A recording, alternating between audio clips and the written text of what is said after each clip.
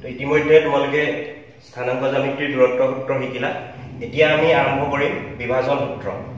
তাৰ কাৰণে মই ছবিটো তোমালোকৰ সুবিধাৰ কাৰণে আগতে আঁকি থৈছো আমি ধৰিলো বিভাজন সূত্ৰটো কি হয় মই আগতে বুজাই লৈছো তোমালোকক ধৰি ললো এটা বিন্দু a আছে আৰু আন এটা বিন্দু আমাৰ b আছে এই a বিন্দুটো আৰু এই বিন্দুটো b বিন্দুটো সংযোগ কৰা ৰেখাডালক যদি আন এটা বিন্দু c এ এটা নিৰ্দিষ্ট অনুপাত আৰু অনুপাতটো আমি লৈছো কি m অনুপাত n অনুপাতত যদি বিভক্ত কৰে তেতিয়া হলে এই c বিন্দুটোৰ স্থানাঙ্ক কিমান হ'ব তাৰ কাৰণে মই ললো a বিন্দুটোৰ স্থানাঙ্ক x1 y1 b বিন্দুটোৰ স্থানাঙ্ক লৈ ললো x2 y2 আৰু যেটো বিন্দু c এ ab ৰেখাখণ্ডডালক বিভাজিত কৰিছে তাৰ স্থানাঙ্ক লৈ ললো xy স্পষ্টকে তোমালোকে দেখিব পাৰিছে আগতো মই কৈছো তোমালোকক যেহেতু a বিন্দুটোৰ স্থানাঙ্ক যেহেতু x1 y1 গতিকে op আমি যিডাল a ৰ পৰা লম্ব আঁকিছো ap c পৰা লম্ব আঁকিছো cq b ৰ পৰা লম্ব আঁকিছো br একেদৰে a ৰ পৰা ad c ৰ পৰা c এতিয়া op ৰ দৈৰ্ঘ্য কিমান হ'ব ইয়াত যদি x1 y1 হয় op ৰ দৈৰ্ঘ্য হ'ব x1 একেদৰে pa বা ap ৰ দৈৰ্ঘ্য হ'ব y1 oq দৈৰ্ঘ্য হ'ব x আৰু cq দৈৰ্ঘ্য হ'ব y একেদৰে or ৰ দৈৰ্ঘ্য হ'ব x2 আৰু br ৰ দৈৰ্ঘ্য হ'ব y2 এতিয়া চাবা ইয়াত আমাৰ দুটা ত্ৰিভুজ গঠন হ'ল এটা ত্ৰিভুজ হৈ গ'ল ac d ত্ৰিভুজ আৰু আনটো ত্ৰিভুজ হৈ গ'ল bc e ত্ৰিভুজ এই ত্ৰিভুজ দুটা স্পষ্টকে আমি ক'ব পাৰিম ইহত সদৃশ হয় কি কাৰণে সদৃশ হয় কাৰণ এই ৰেখা দুডাল কি হ'ব আমাৰ সমান্তৰাল ৰেখা হ'ব গতিকে এই কোণটো আৰু এই কোণটো তাৰ কি হ'ব অনুৰূপ কোণ এই কোণ দুটা 90 ডিগ্ৰী কোণ গতিকে এই কোণটো আৰু এই কোণটো তৃতীয় কোণ হিচাপে ইহত সমান হ'ব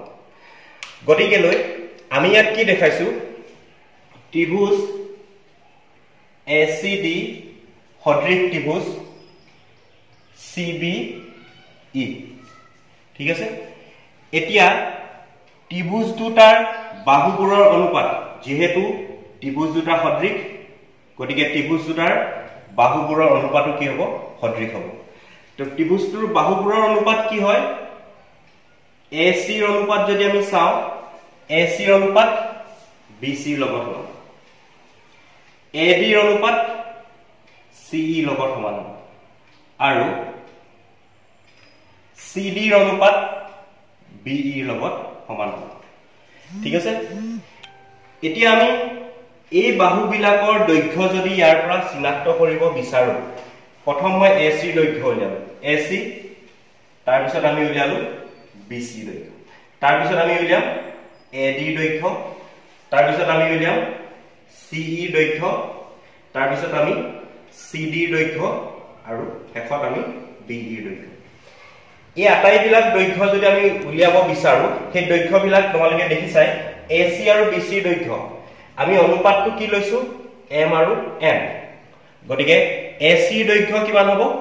m আৰু BC দৈৰ্ঘ্য কিমান হ'ব n AC দৈৰ্ঘ্য m আৰু BC দৈৰ্ঘ্য n ঠিক আছে এতিয়া AD দৈৰ্ঘ্য আমি চিনাক্ত কৰিম AD দৈৰ্ঘ্যটো কাৰ লগত সমান হ'ব এই PQ ডখৰ লগত সমান হ'ব এই PQ দৈৰ্ঘ্যৰ কিমান হ'ব আমি যদি চাও OQ তাৰ পৰা OP ডখৰ অতৰাই দিব লাগিব অৰ্থাৎ আমি ক'ব পাৰিম কি OQ OP মই ইয়াত PQ বুলি নিলিখিলো ডাইৰেক্ট স্পষ্ট অৰ্থত আমি যেটো দেখিছোই OQ OP এ সমান কিমান হ'ব PQ আৰু সেই PQ এ কাৰ লগত সমান হ'ব AD ৰ লগত সমান হ'ব ঠিক আছে এতিয়া OQ মানটো কিমান হয় মই লিখি থৈছো সব OQ কিমান হয় x OP দৈৰ্ঘ্য কিমান হ'ব x হয় OR ৰ দৈৰ্ঘ্য মাইনাস OQ দৈৰ্ঘ্য তাৰ পৰা আমি কি পাম সেইটো চোৱা OR ৰ পৰা OQ বাদ দিলো আমি পাম QR আৰু সেই QR টোৱে কাৰ লগত সমান হ'ব CE লগত সমান হ'ব গতিকে CE সমান OR minus OQ হ'ল এটা OR মানে একে ছবিৰ পৰা আমি যদি চাওঁ OR মানে হ'ব x2 আৰু OQ মানে হ'ব x এটা বাকি থাকিলে CD আৰু BE ৰ দৈৰ্ঘ্য তো CD আৰু BE ৰ দৈৰ্ঘ্য কিমান হ'ব CD বুলি ক'বলৈ গলে আমি ইয়াৰ পৰা CQ minus DQ বাদ দিব লাগিব আৰু ইয়াত দেখিছে স্পষ্ট মই ছবিবোৰ আঁকি থৈছো CQ মানে কিমান y minus DQ DQ AP ৰ লগত সমান অৰ্থাৎ y এটা বাকি থাকিলে BE BE ৰ একেদৰে BR ৰ পৰা ER বাদ দিব লাগিব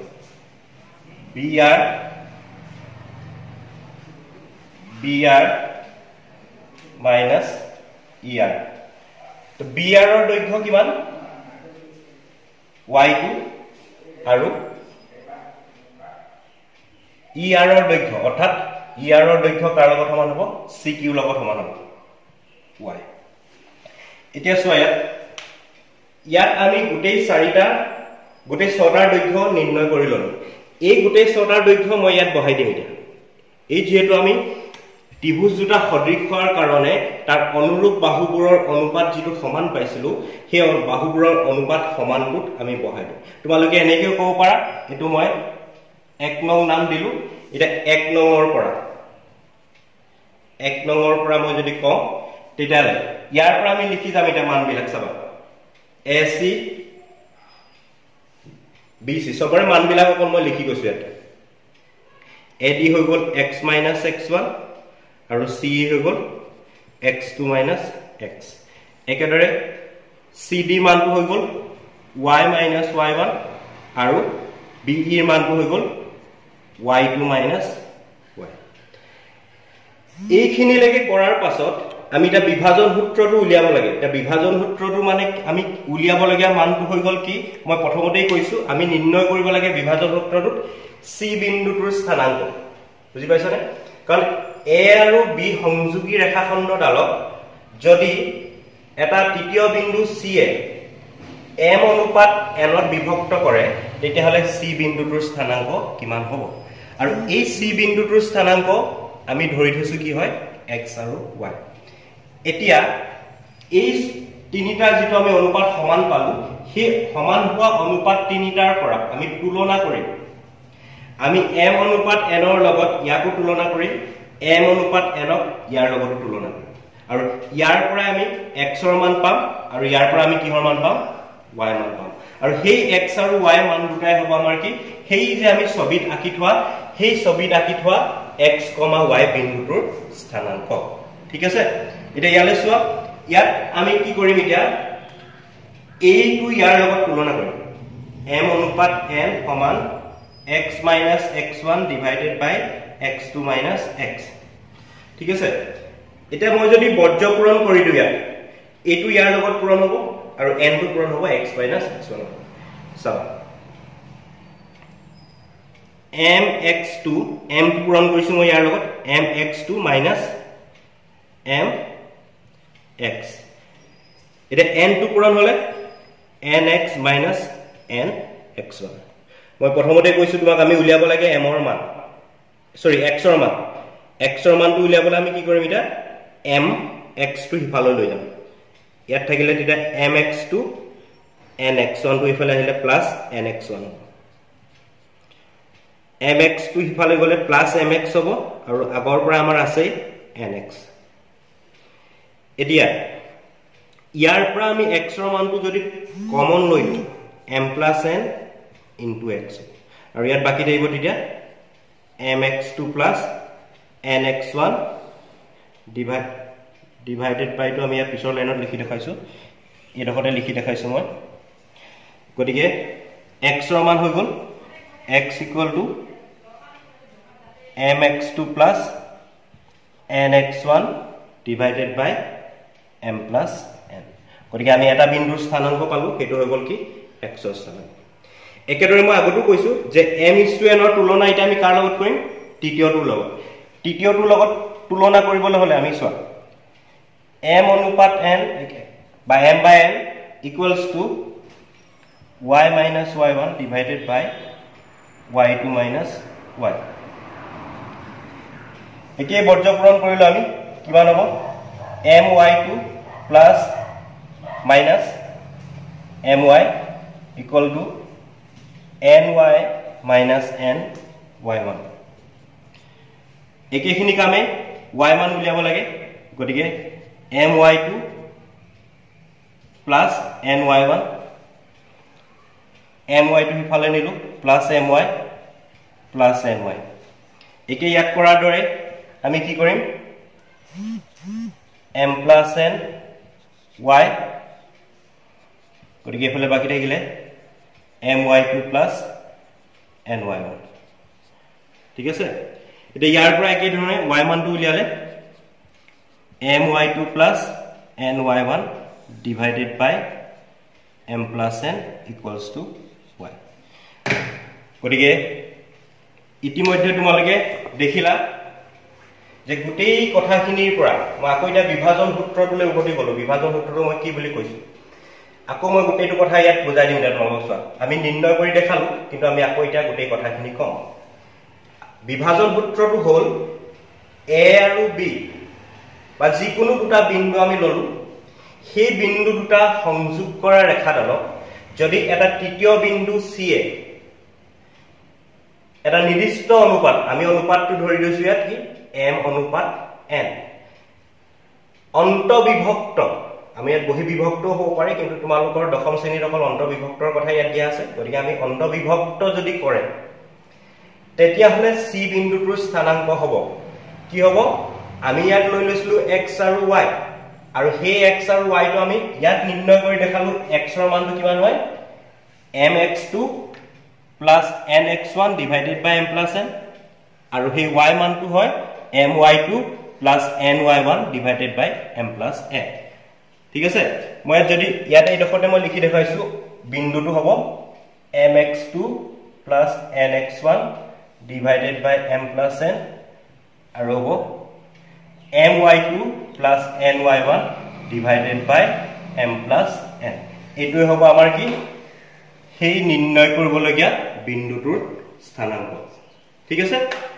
তো এইখিনি কথা হৈ গল আমাৰ বিভাজন সূত্ৰটোৰ ওপৰত বিভাজন সূত্ৰটো তোমালোকৰ সুবিধাৰ কাৰণে মই ইয়াত এনেকৈ লিখি লৈছো যে আমি মই x অক্ষ y অক্ষ লিখিবা নাই আমি a আৰু b দুটা বিন্দু লৈছো তাক যদি তৃতীয় বিন্দু c এ m অনুপাত n ত যদি বিভক্ত কৰে তেতিয়ালে c বিন্দুটোৰ স্থানাংক হ'ব mx2 plus nx1 divided by m plus n, my2 plus ny1 divided by m plus n ঠিক আছে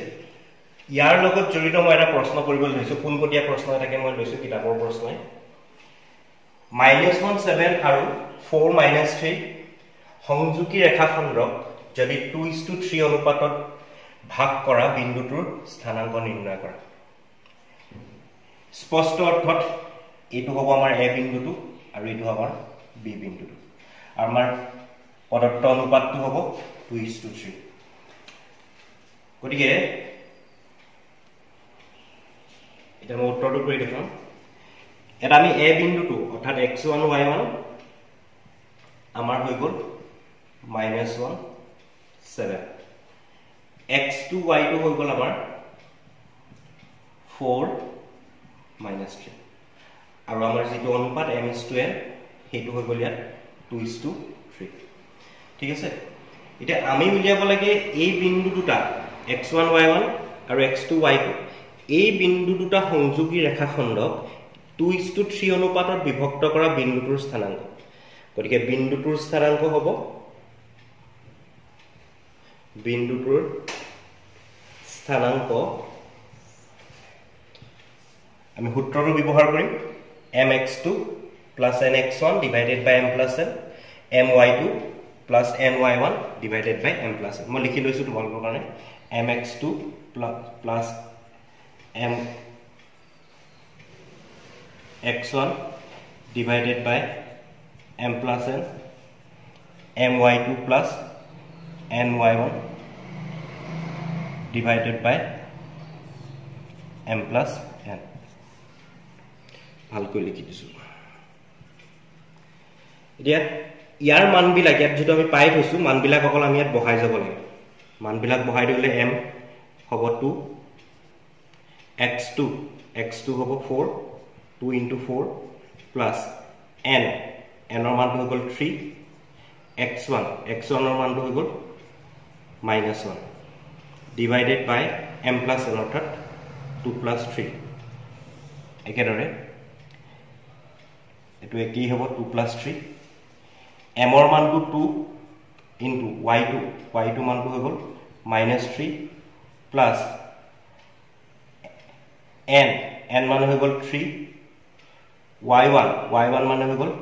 7 গতিকে এইখিনি দিয়া 2 4 গুণ 8 বিয়োগ 3 গুণ 3 যেটো প্লাস আৰু মাইনাস আছে গতিকে মাইনাস হ'ল 3 যোগ 2 5 3 যোগ 2 5 2 3 গুণ 6 3 7 গুণ 21 8 ৰ পৰা 3 বিয়োগ কৰিলে হৈ গ'ল 5 -6 plus 21 যেটো এটা মাইনাস এটা প্লাস আছে গতিকে কি হ'ব আমাৰ বিয়োগ হৈ যাব 21 ৰ পৰা 6 বিয়োগ কৰিলে ডাঙৰটো 21 গতিকে চিহ্নটো হৈ গ'ল যোগ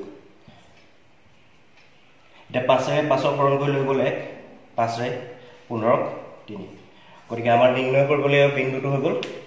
1,3 ঠিক আছে এতিয়া এই যে আমি বিভাজন সূত্ৰটো শিকিলো এই বিভাজন সূত্ৰটোৰ লগত জড়িত আৰু কিছুমান কথা আছে যেনেদৰে আমি দূৰত্ব সূত্ৰৰ পৰা ত্ৰিভুজৰ কথা চতুৰ্ভুজৰ কথা চিনাক্তকৰণ শিকিছিলো একেদৰে বিভাজন সূত্ৰটোৰ লগত জড়িত এটা সৰু কথা হেতু হৈ গ'ল মধ্যবিন্দুৰ স্থানাংক হেতু হৈ গ'ল মধ্যবিন্দুৰ স্থানাংক দেখাবা মধ্যবিন্দু মানে কি হয় দুটা বিন্দু সংযোগী ৰেখাখণ্ডডালক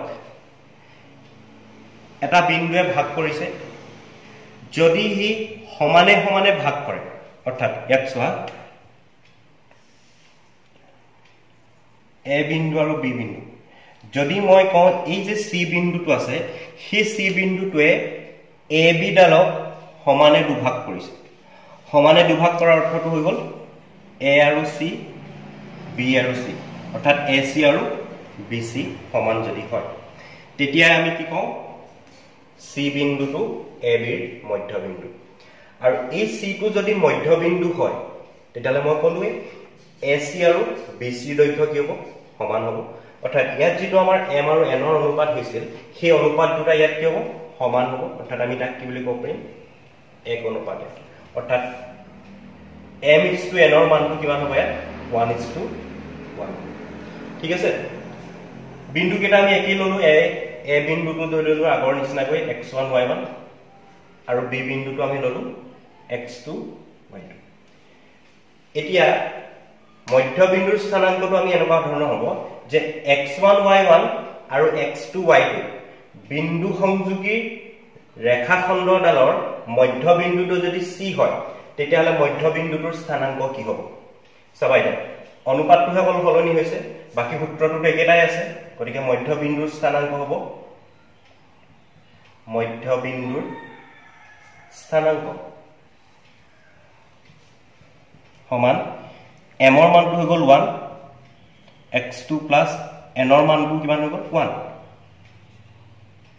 into x1 divided by 1 plus 1 একে m ৰ মানটো 1 y2 plus y1 divided by 1 plus 1 এতে 1 পূৰণ কৰি দিলেও তাৰ হলনি যেহেতু নহয় গতিকে কি থাকিব x2 plus x1 divided by 1 plus 1 2 my2 একে 1 y2 গতিকে y2 ভাগে থাকিলে 1 y1 গতিকে y1 1 plus 1 2 থাকিলে গতিকে আমি এক সজাই x1 টো আগত লিখি দিলে x1 plus x2 divided by 2 আৰু y1 plus y2 divided by 2 গতিকে আমাৰ নিৰ্ণয় মধ্যবিন্দুটো নিৰ্ণয় হৈ গ'ল x1 plus x2 divided by 2 y1 plus y2 divided by 2 অর্থাৎ a আৰু b x1 y1 x2 y2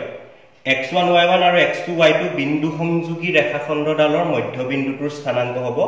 x1 plus x2 by 2 y1 plus y2 divided by 2 ঠিক আছে গতিকে ইয়াৰ লগত জড়িত মই প্ৰশ্নত তোমালোকক কৰি দেখাম ঠিক আছে আৰু লগতে আমি এতিয়া এইটো শিকিলো যে দুটা বিন্দু দিয়া আছে তাক এটা তৃতীয় বিন্দুৱে এটা নিৰ্দিষ্ট অনুপাতত যদি বিভক্ত কৰে তেতিয়ালে সেই বিন্দুটোৰ স্থানাংক কিমান হ'ব কিন্তু আমাক যদি কয় যে এই অনুপাতটো এই যেটো পদত্ত অনুপাত m:n ৰ কথা কৈ আছো আমি সেই অনুপাতটো আমাক দিয়া আছে ধৰা মই এই প্ৰশ্নটোলৈকে উভতি গলো যে ইয়াত আমি অনুপাতটো দিয়া আছে 2:3 ঠিক আছে আমাৰ x1 y1 দিয়া আছে x2 y2 দিয়া আছে আমাক তাৰ পৰা নিৰ্ণয় কৰিব লাগিছিল বিন্দুটো আমি বিন্দুটো উলিয়া ললো 1,3 এটা মই কৈছো যে প্ৰশ্নটো বিপৰীত ধৰণে ঘূৰাই পিনি যদি আমাক খুদে যে আমাক কি অনুপাতত ভাগ কৰিব কি বিন্দুৱে 1:3 এই বিন্দু দুটা দিয়া আছে ঠিকই আছে এতিয়া আমাক অনুপাতটো দিয়া নাই তাৰ হলনি কি বিন্দুৱে ভাগ কৰিছে হেতু দিয়া আছে অৰ্থাৎ c বিন্দুটোৰ স্থানাংক আমি যদি কওঁ c বিন্দু সৰি ইয়াত যদি কওঁ আমি c বিন্দুটোৰ স্থানাংক আমাক দিয়া আছে a বিন্দুটোৰ স্থানাংক দিয়া আছে b বিন্দুৰ স্থানাংক দিয়া আছে আমি উলিয়াব লাগে এই m আৰু n ৰ অনুপাত ঠিক আছে গতিকে তাৰো মই এটা প্ৰশ্ন তোমালোকক কৰি দেখাম আৰু মধ্যবিন্দুৰ স্থানাংকৰ ব্যৱহাৰ কৰি মই প্ৰশ্ন কৰি দেখাম ঠিক আছে তো কথাখিনি এইখিনি ইয়াত লিখি লোৱা ইয়াত মোহাৰি তাৰ পিছত বাকিখিনি আকৌ কৰিম সো আন এটা প্ৰশ্ন লৈছো মই এবাৰ -1 6 বিন্দুটোৱে -3,10 আৰু 6,-8 বিন্দু সংযোগী ৰেখাক কি অনুপাতত ভাগ কৰিব তোমালোকৰ কিতাপৰ প্ৰশ্ন মই যিবিলাক উদাহৰণ লৈছো কিতাপৰ অনুশীলনীৰ উদাহৰণ লৈছো এতিয়া এই প্ৰশ্নটোত আমাক কি কোৱা আছে যে -1 6 বিন্দুটোৱে এই বিন্দু দুটা সংযোগ কৰা ৰেখাডালক এটা নিৰ্দিষ্ট অনুপাতত বিভক্ত কৰিছে আমাক সুধিছে যে কি অনুপাতত বিভক্ত কৰিছে তাৰ মানে মই যদি তোমাক এইটোৰ নিচিনা কৈ বুজাব বিচাৰো তেতিয়া হলে a বিন্দুটোত দিয়া আছে আমাক b বিন্দুটো দিয়া আছে যেটো বিন্দুৱে ভাগ কৰিছে সেই c বিন্দুটো দিয়া আছে অৰ্থাৎ c বিন্দুটো দিয়া আছে কিমান -1 6 a বিন্দুটো আৰু b বিন্দুটো হৈ গল ইয়াত -3,10 আৰু এটা হৈ গল 6,-8 এতিয়া আমি উলিয়াব লাগে আমাৰ যেটো নিৰ্দিষ্ট অনুপাত আছিল সেই অনুপাতটো কি হ'ব অৰ্থাৎ আমি উলিয়াব লাগে অনুপাত m:n কিমান ঠিক আছে গতিকে আমি ধৰি লম কি ইয়াত যে আমাৰ যেটো অনুপাত হ'ব সেই অনুপাতটো ধৰা হ'ল অনুপাতটো হৈ গল k:1 ঠিক আছে আমি অনুপাতটো কি বুলি ধৰি লম k অনুপাত 1 এটা বাকি কথাখিনি আমাৰ বিভাজন সূত্ৰটোৰ লগত সম্পূৰ্ণ একে থাকিব অৰ্থাৎ আমাৰ ইয়াত যেটো দি থোৱা আছিল x1 y1 কিমান -3,10 x2 y2 6,-8 আৰু যেটো বিন্দুটোৰ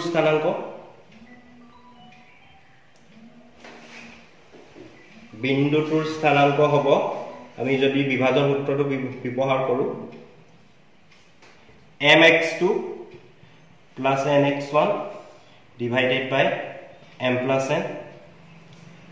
n my2 plus ny1 divided by m plus n এতিয়া আমাৰ ক্ষেত্ৰত এই বিন্দুটোৰ স্থানাংকটো দি থোৱা আছে আৰু সেই বিন্দুটোৰ স্থানাংকটো কিমান দিয়া আছে -1,6 আৰু ইয়াৰ মানবিলাক আমি ইয়াৰ যেটো অনুপাতটো আমি ধৰি থৈছো k:1 m আৰু n ৰ মানটো হৈ গল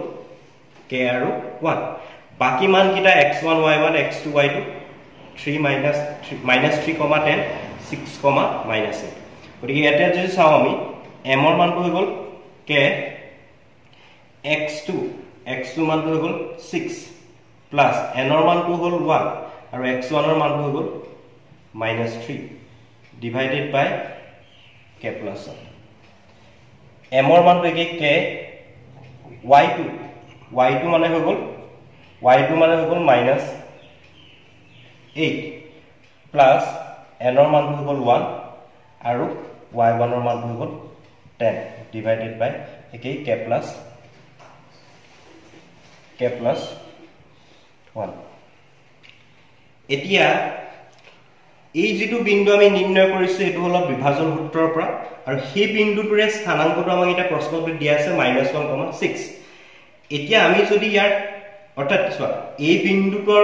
বিন্দুটোৰ মাজত বেলেগ একো পাৰ্থক্য নাই ইয়াত সাংখ্যিক ৰূপত দি থোৱা আছে বিন্দুটো আৰু ইয়াত আমি k1 ধৰাৰ কাৰণে এনেদৰে ওলাইছে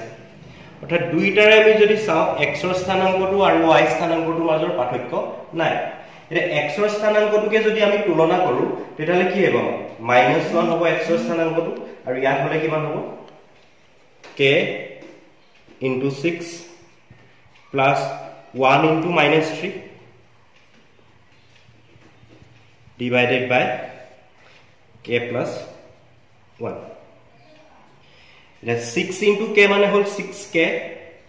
3 into 1 3 হৈ গল k plus 1 আৰু এফালে দেখিলে -1 ঠিক আছে এতিয়া আগৰ দৰে একে বৰ্জ্য পূৰণ কৰিলো কিমান আহিব -k -1 পূৰণ কৰিছো কাৰণ into -1 6k -3 k বিলাক একে পক্ষলে আনি আমি -k হৈ গল আৰু এটো কিমান -6k -3 আছিল আগৰ পৰা 1 টো ইফালে নিলে +1 -1 আৰু -6 গতিকে -k আৰু -6k -7k -3 + 1 -2 গতিকে k এর মানটো আমি পালো -2/-7 অর্থাৎ 2/7 মাইনাস দুটা কটা দি দিম ঠিক আছে গতিকে k এর মানটো 2/7 গতিকে আমাৰ অনুপাতটো কিমান হ'ব এটাকে অনুপাতটো আমাৰ কিমান হ'ব এটাকে অনুপাতটো হ'ব 2:7 এটা তোমালোকে ভাবিব পাৰা যে অনুপাতটো ধৰা হৈছিল k:1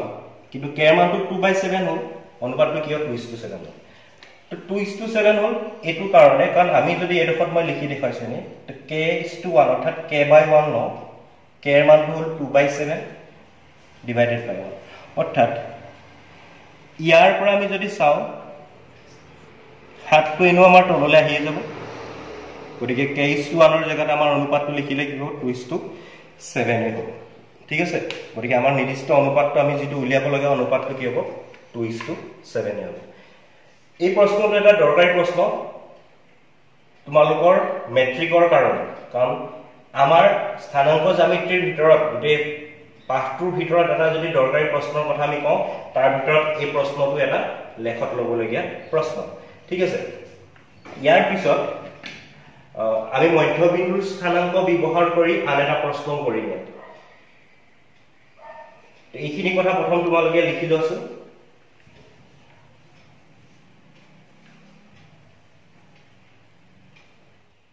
আন এটা প্ৰশ্ন মধ্যবিন্দুৰ স্থানাংকৰ ওপৰত এটা বৃত্তৰ এডাল ব্যাস AB এ বিন্দুটোৰ স্থানাংক নিৰ্ণয় কৰা যেতিয়া বৃত্তটোৰ কেন্দ্ৰ হ'ব 2,-3 আৰু B বিন্দুটোৰ স্থানাংক হ'ব 1,4 মই এটা বৃত্ত ললো তোমালোকৰ মই যোগ লৈ কাৰণে নিজে হাতে অকাৰ কাৰণে কোন যোগবিলাক খেলি মেলি হ'ব পাৰে ইয়াৰ AB ডাল মই ধৰি ললো ব্যাস আৰু সেই ব্যাসটোৰ আমি যদি ইয়াত C আছে সাধাৰণতে আমি কেন্দ্ৰটো লওঁ O হয় কিন্তু ইয়াত মই C এ লৈছো এইটোৰ কাৰণে ঠিক আছে যে C বিন্দুটোৰ স্থানাংক ইয়াত যেটো আমি পঢ়ি আছো গতিকে এটো আমি C বুলি লৈছো AB ব্যাসডাল তাৰ কেন্দ্ৰ C A বিন্দুটোৰ স্থানাংকটো আমি উলিয়াব লাগে ইয়াৰ স্থানাংকটো কিমান হ'ব B বিন্দুটোৰ স্থানাংক আমাক দি থোৱা আছে কিমান 1,4 আৰু কেন্দ্ৰটোৰ স্থানাংক অৰ্থাৎ C বিন্দুটোৰ স্থানাংক কিমান হ'ব 2,-3 সো অলপ সময় আগত আমি এটা প্ৰশ্ন কৰিছিলো যে এই বিন্দুটো দিয়া থাকিলে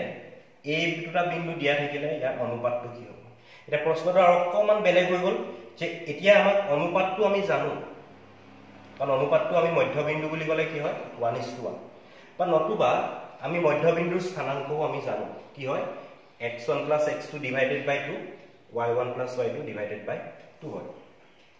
এতিয়া আমি নিৰ্ণয় কৰিবলগীয়া বিন্দুটো a বিন্দু আৰু সেই a বিন্দুটো আমি ধৰি ললো মই ধৰি ললো a বিন্দুটোৰ স্থানাংক a বিন্দুৰ স্থানাংক x1, y1 ঠিক আছে এটা তথ্যখিনিৰ পৰা আমি যদি চাও ইয়াত আমাক কি কি দিয়া আছে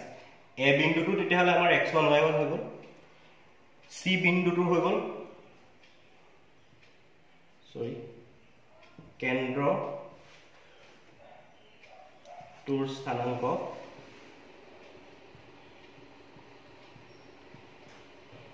c 2, -3 আৰু b বিন্দুৰ স্থানাংক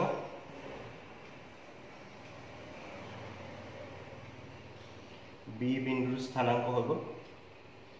1, 4 এটা চাবা বৃত্ত এটাৰ ক্ষেত্ৰত তাৰ কেন্দ্ৰটোই হৈ গ'ল আমাৰ কি হয় ব্যাসডালৰ মধ্যবিন্দু গতিকে ab যদি ব্যাস হয় সেই ব্যাসৰ মধ্যবিন্দু কি হ'ব c হ'ব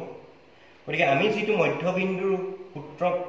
মধ্যবিন্দুৰ স্থানাংকৰ যেটো সূত্ৰ পাইছো সেই সূত্ৰটো যদি আমি ব্যৱহাৰ কৰিব বিচাৰো যে a আৰু b বিন্দু সংযোগী ৰেখাৰ a আৰু b বিন্দু সংযোগী ৰেখাৰ মধ্যবিন্দুটো হৈ গ'ল আমাৰ 2, -3 গতিকে মধ্যবিন্দুৰ স্থানাংক কিমান হয় মধ্যবিন্দুৰ স্থানাংক x1 + x2 divided by 2 y1 + y2 divided by 2 এটা এই মধ্যবিন্দুটোৰ স্থানাংক আমাক দিয়া আছে 2, -3 2, -3 x1 আৰু x2 ৰ মান x1 ৰ মানটো আমি নাজানো কিন্তু x2 ৰ মানটো জানো হেতু হৈ গ'ল b বিন্দুটোৰ স্থানাংক অৰ্থাৎ 1 divided by 2 y1 নাজানো y2 b বিন্দুৰ স্থানাংকৰ পৰা 4 এতিয়া একে ধৰণে আমি কি কৰিলো যে আগৰ প্ৰশ্নটো যেটো আমি উদাহৰণ লৈছিলো তাৰ মতে আমি যদি চাও এটা ইয়াৰ x ৰ স্থানাংকটো আৰু y স্থানাংকটো তুলনা কৰিলো x ৰ স্থানাংক আৰু y স্থানাংক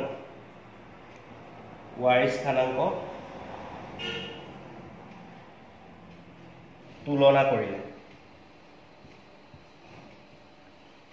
প্ৰথমতে x ৰ স্থানাংক তুলনা কৰিলে হ'ব 2x1 + 1 divided by 2 অৰ্থাৎ 2 ইয়াৰ লগত পূৰণ কৰিলে 4 হ'ব x1 + 1 4 - 1 = x1 4 - 1 = কিমান 3 গতিকে x1 = 3 এটা y স্থানাংকটো তুলনা কৰিলে কমা দিলো -3 =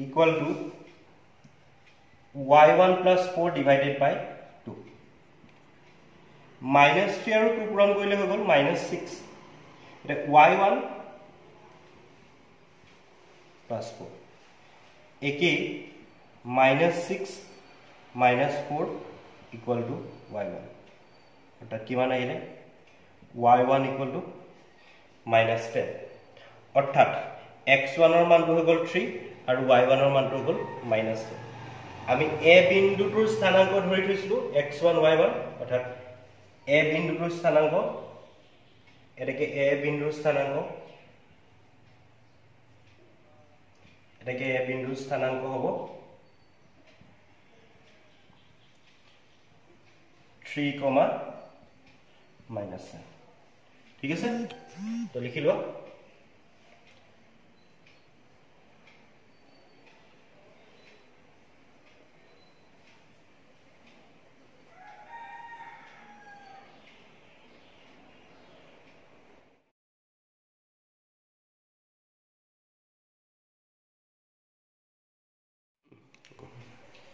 স্থানাংক জ্যামিতিৰ একেবাৰে শেষৰটো আমাৰ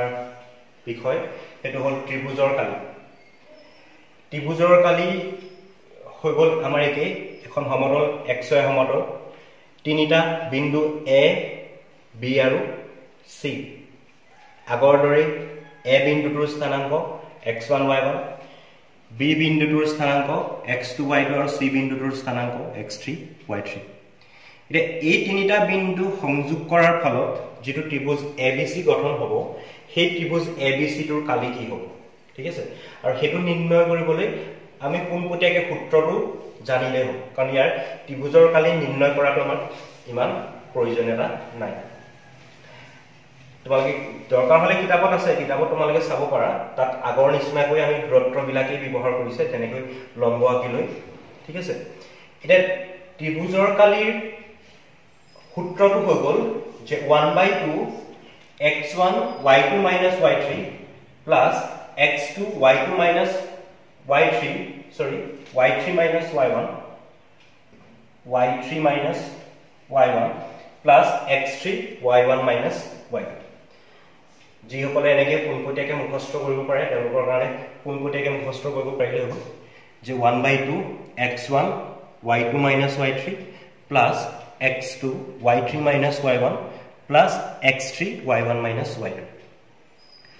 তোমালোকৰ সুবিধাৰ কাৰণে মনত ৰখাবৰ সুবিধাৰ কাৰণে মই এনেকে কৰো তোমালোকক যে ইয়াত সূত্ৰটোত 1/2 এটা থাকিব বাকি x1 x2 আৰু x3 দেখিছে তাৰ ভিতৰত আছে y2 - y3 y3 - y1 y1 - y2 অৰ্থাৎ x1 y1 x2 y2 x3 y3 ঠিক আছে আমি যদি x1 লৈছো তেতিয়ালে ব্ৰ্যাকেটৰ ভিতৰত আমাৰ কি আহিছে y2 - y3 অৰ্থাৎ 1 যদি লৈছো বাকি দুটা 2 আৰু 3 x ৰ মানটো x1 হৈছে y2 আৰু y3 লৈছো দেখিছে x2 যদি লৈছো y3 - y1 অৰ্থাৎ x3 যদি হয় y3 আৰু y1 অৰ্থাৎ এটা x যদি 3 লৈছো x3 তেতিয়ালে বাকি থকা দুটা অৰ্থাৎ y1 আৰু y2 y1 আৰু y2 বুজি পাইছা x1 যেতিয়া লও আমি y2 আৰু y3 হয় তাৰ মানে আকৌ কৈছো 1 যদি লৈছো y2 আৰু 3 হয় x ত যদি 2 লৈছো y2 লৈছো 3 আৰু 1 x ত 3 লৈছো 1 আৰু 2 তাৰ মানে এনেকেও চিন্তা কৰিব পাৰে চল আকৌ মই দেখাইছো x1 y1 x2 y2 আৰু x3 y3 যেতিয়া আমি x1 লৈছো x1 টো যদি লৈছো x1 টো এনেকে মই কাটি দিলো x1 লগা দুটা কাটি দিলো আমি বাকি ৰহিলে কি y2 - y3 x2 যেতিয়া লৈছো x2 দুটা যদি আমি কাটি দিও তেতিয়ালে বাকি থাকিব কি y1 আৰু y3 যদি x3 লৈছো বাকি থাকিব কি y1 আৰু y2 এটা গোটেই বস্তুটো আমাৰ এফালৰ এনেকে আহি আছে আৰু এটো এনেকে আহি আছে খালি পাৰ্থক্যটো কি হল কি ঘুৰুতে আকৌ এনেকে ঘুৰিছে কি আকৌ ঘুৰুতে এনেকে ঘুৰিছে ঠিক আছে মানে x1 সবাই এতিয়া মই গোটেইটো আকৌ ইয়াতে বুজাই দিম x1 y2 y3 x2 y3 y1 x3 y1 y অৰ্থাৎ এটোকে এনেকে ঘুৰি আছে y1 y2 হৈছে কিতিয়াবা y2 y3 হৈছে কিতিয়াবা y3 y1 হৈছে ঠিক আছে গতিকে আমাৰ সূত্ৰটো হৈ গল x1 1/2 থাকিব কৈছো আকৌ x1 y2 - y3 আকৌ কৈছো 1 থাকিলে বাকি দুটা 2 আৰু 3 x2 বাকি দুটা 3 আৰু 1 x3 y1 - y2 অকনমান যদি ভুল হ'ব পাৰে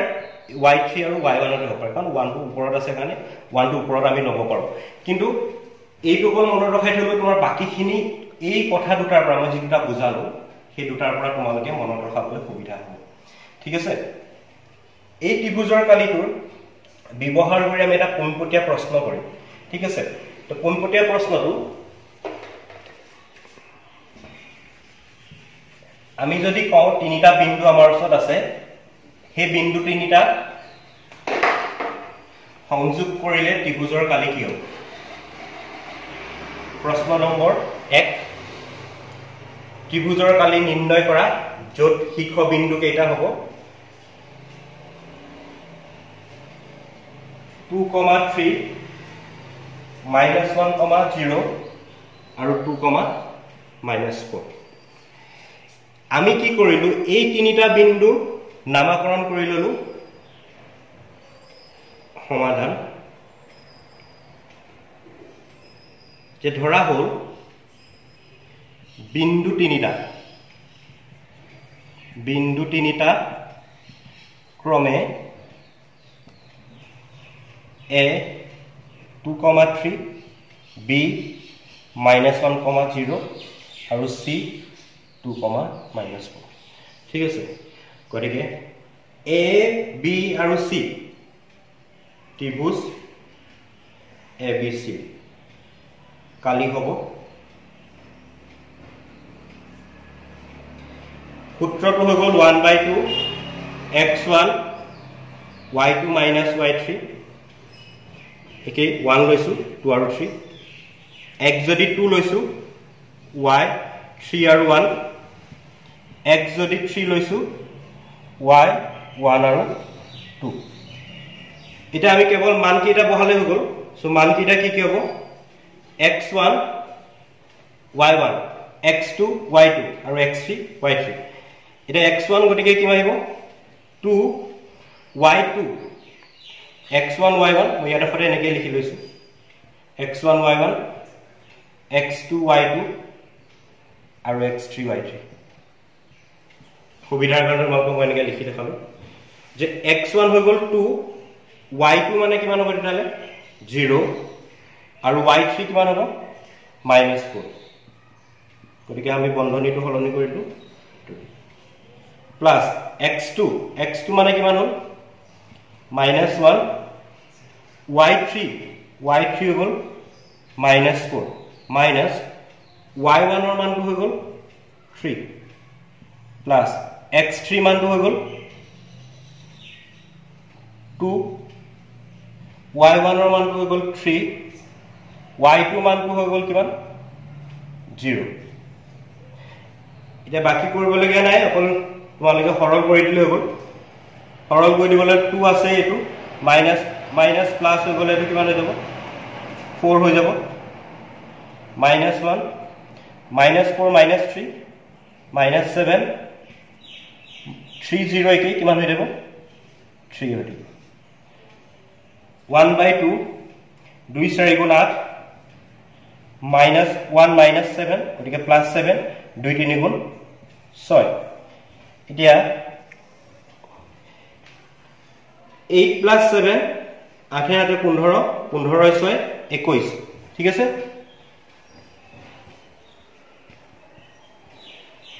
গতিকে কিমান আহিব 21/2 বৰ্গ একক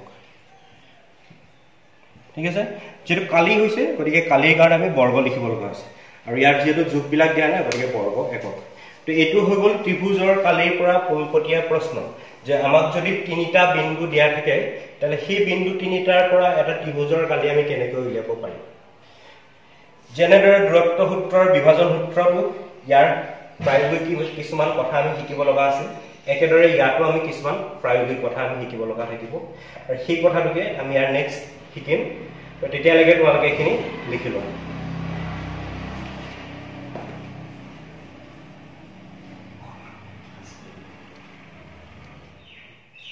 ত্ৰিভুজৰ কালিৰ বিষয়ে তোমালোকক মই ক'লোই যে ত্ৰিভুজৰ কালি কি হয় 1/2 x1 y2 - y3 plus x2 y3 - y1 plus x3 y1 - y2 এই ত্ৰিভুজৰ কালিটোকে ব্যৱহাৰ কৰি যে আমি ইয়াৰ প্ৰায়োগিক এটা কথা হেতু হল কি যে তিনিটা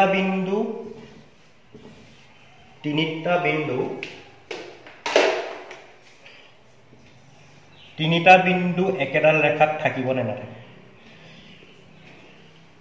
যেটো কথা মই তোমালোকক দূৰত্ব সূত্ৰত ইতিমধ্যে শিকাই গৈছো সেই কথাটোকে আমি ত্ৰিভুজৰ খালি ক্ষেত্ৰটো ব্যৱহাৰ কৰিব পাৰো এক ৰেখীয় মানে আকৌ মই কৈ লৈছো তোমালোকক যে একৰেখীয় মানে হৈ গল যে তিনিটা বিন্দু যদি একেডাল ৰেখাতে থাকে তেতিয়া তাক আমি কি বুলি কওঁ একৰেখীয় বুলি কওঁ এই তিনিটা বিন্দু একেডাল ৰেখাত যদি থাকে তেতিয়া হলে ইয়াৰ যেটো ত্ৰিভুজ হ'ব সেই ত্ৰিভুজটোৰ কালি শূন্য হ'ব কি কাৰণে শূন্য হ'ব সাধাৰণতে আমি ত্ৰিভুজ এটা যদি চাওঁ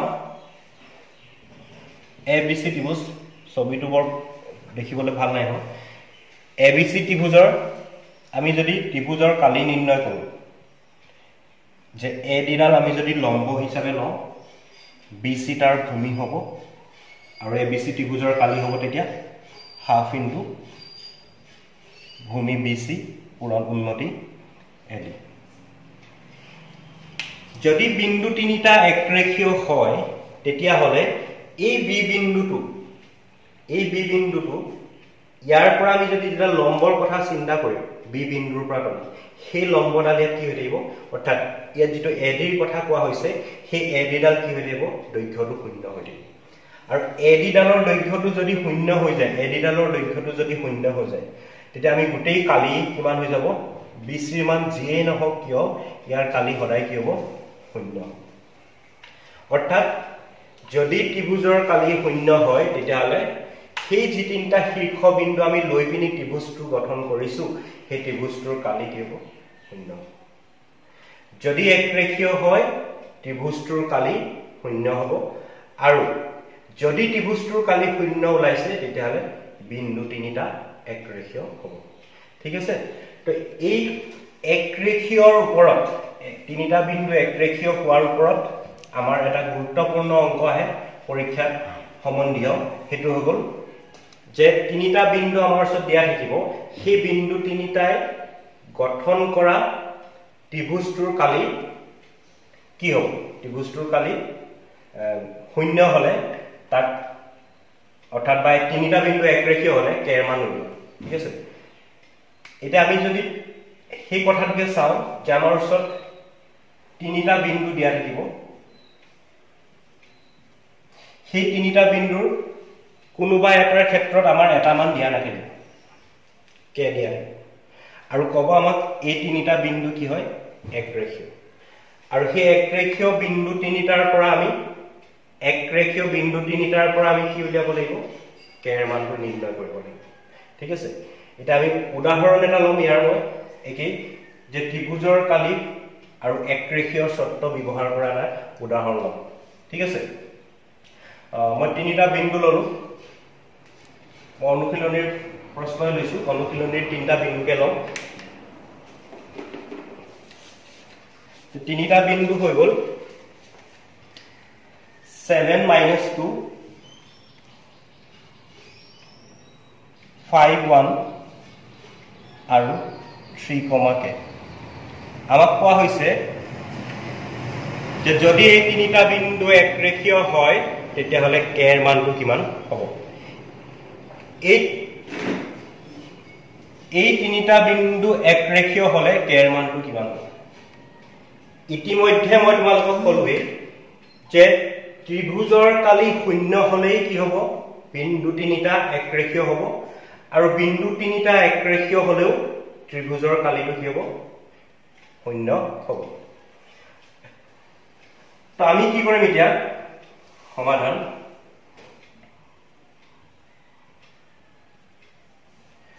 আগৰ নিচিনাকৈ আমি বিন্দু তিনিটা ধৰি ললো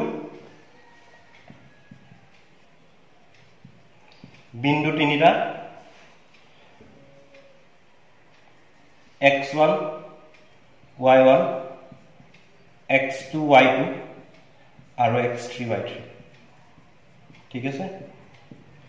তো x1 y1 হৈ গল কিমান আমাৰ প্ৰথম বিন্দুটো 7 - 2 5, 1 x2 y2 3, k x3 y3 যেহেতু বিন্দু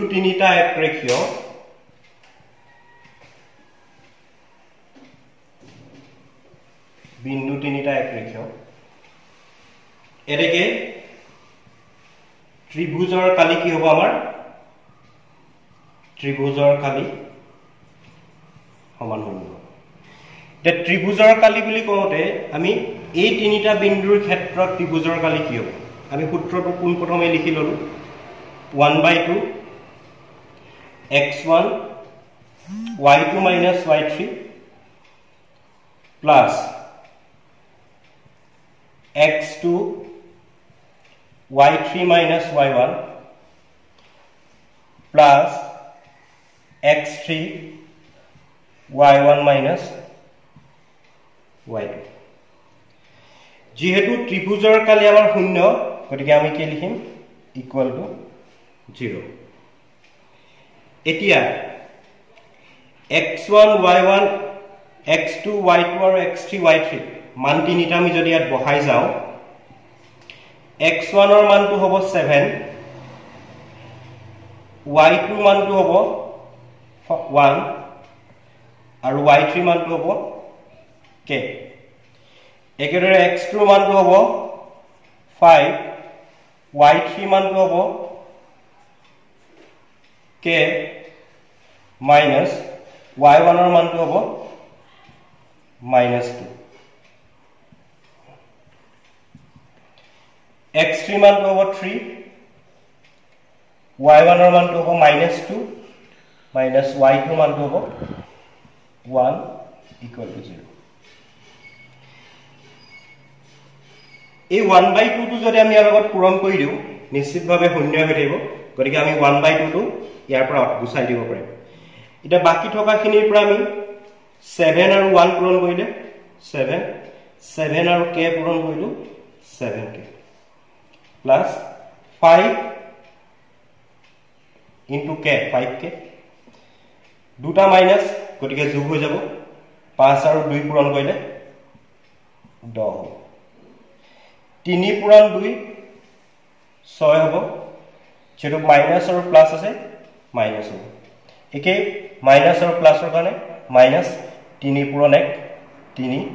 সমান 0 এটা k লগা ৰাখি দুটা একেলগে আমি যদি চাও -7 আৰু +5 সমান কিমান আহিব -2 আৰু বাকি সংখ্যাখিনি যদি আমি চাও 7 10 7 আৰু 10 17 6 আৰু 3 9 minus twice k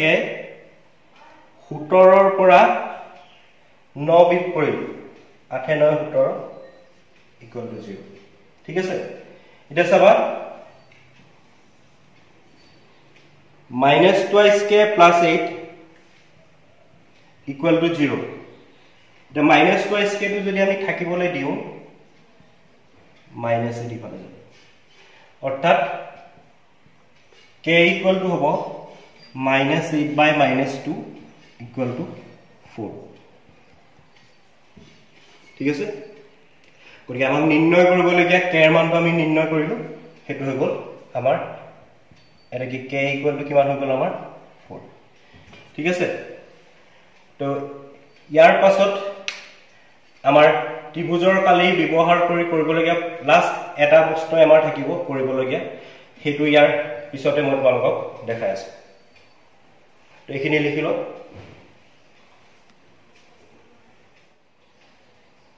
চতুৰ্ভুজৰ কালি তো চতুৰ্ভুজৰ কালি কবলৈ যাওঁতে আমি ধৰি ললো আমাৰ ওচৰত এটা চতুৰ্ভুজ আছে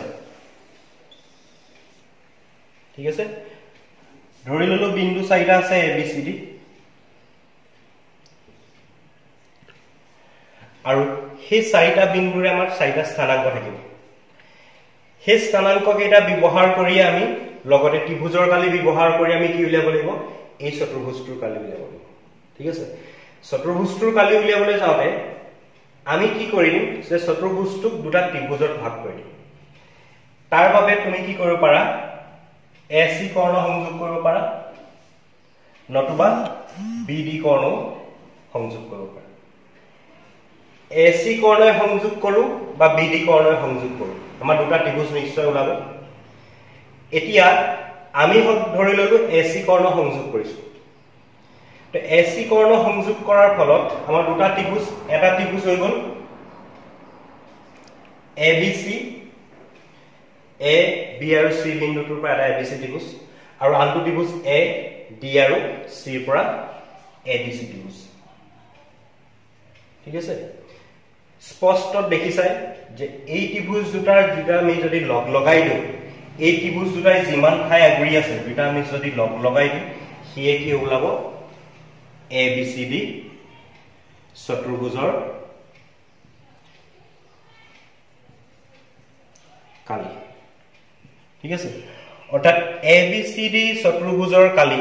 সমান কালি ত্ৰিভুজ এবিসি যোগ কালি ত্ৰিভুজ এডিসি অৰ্থাৎ চতুৰ্ভুজটোৰ কালি উলিয়াবৰ কাৰণে আমি দুটা ত্ৰিভুজৰ কালি নিৰ্ণয় কৰিব লাগিব সেই ত্ৰিভুজ দুটা হৈ গ'ল এটা হৈ গ'ল এবিসি আৰু আনটো হৈ গ'ল ত্ৰিভুজ এডিসি যেতিয়া আমি কি কৰিম এসি কৰ্ণ সংযোগ কৰিম আকৌ কৈছো মই যদি বিডি কৰ্ণ সংযোগ কৰা তেতিয়াহলে আমাৰ ত্ৰিভুজ দুটা কি হ'ব এ বি ডি খেলিমেলি হৈ এডখতে আমি বিন্দু কেইটা খেলিমেলিকে লোৱাৰ কাৰণে দেখিবা যে দুটাৰ বেলেগ বেলেগ কালি ওলাইছে কিন্তু একো কথা নাই তাৰ চতুৰ্ভুজটোৰ কালি একেটা ওলাব আমি যদি বিডি সংযোগ কৰিলো তেতিয়াহলে ত্ৰিভুজটো হ'ব কি আজদাল বেকা হৈছে